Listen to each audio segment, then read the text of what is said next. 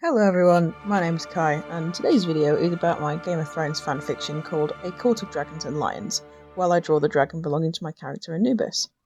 The dragon is called Lady Black, and she is the younger sister of Balerion the Black Dread.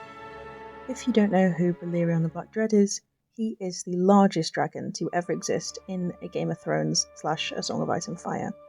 He was ridden by Aegon the Conqueror during his conquest of Westeros. He was used to defeat any lords who opposed him, and his breath forged the Iron Throne, or so legend tells.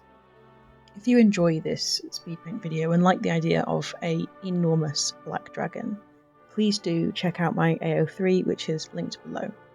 The setting for this fanfiction is a crossover between Game of Thrones and How to Train Your Dragon, using my character Anubis as a bridge. It features her relationship with Tywin Lannister, starting just after Robert's rebellion with a marriage pact.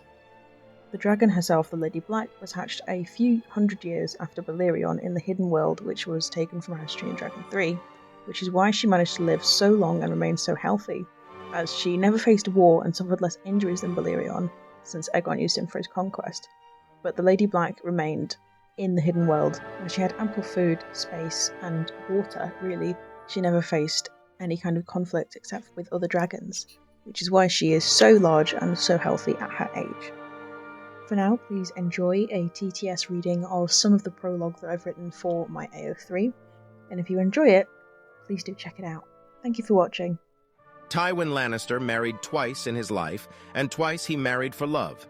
Intentionally the first time, coincidentally the second. Many in the realm had said that Tywin ruled the Seven Kingdoms, but was ruled at home by his lady wife, Joanna. She had died giving birth to their second son, Tyrion. This had cut Tywin more deeply than a sword ever could. His older children, Jaime and Cersei, took the loss hard too, the latter continuing to blame Tyrion for killing their mother into adulthood. Tywin never attempted to dissuade her of the opinion. It was many years before he met a woman that made him even momentarily consider remarrying. That was until the daughter of an old friend approached him, years after he had last seen her as a girl. Quite a young girl at the time. Hardly 10 years old back then, and he was a much younger man. She found him again as a woman, tall, strong, and beautiful, with a regal and almost ethereal air about her. Robert's rebellion had ended a few years before they met again, and Tywin had returned home to Casterly Rock with Tyrion, tired but pleased, as he had elevated House Lannister's standing yet again, this time making his daughter Cersei queen, and reluctantly leaving Jaime in the king's guard. Truthfully, he didn't recognize her at first. They had met by her request, at his ancestral home of Casterly Rock. She had been standing by the window when he was shown to her, her long, black, braided hair moving softly in the wind coming from it as she looked out at the beautiful sky and listened to the sea below. She turned around to look on him with a smile he did not return. She didn't seem to have expected him to. Her eyes were the scarlet of a red priestess, her skin the golden tone of a Dothraki that hadn't grown up under the sun of the great grass sea. Lord Tywin, it's wonderful to see you again.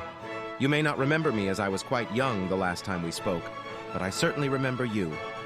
She approached the table between them, which had an elegant jug of wine sat neatly upon its surface with a gesture towards it.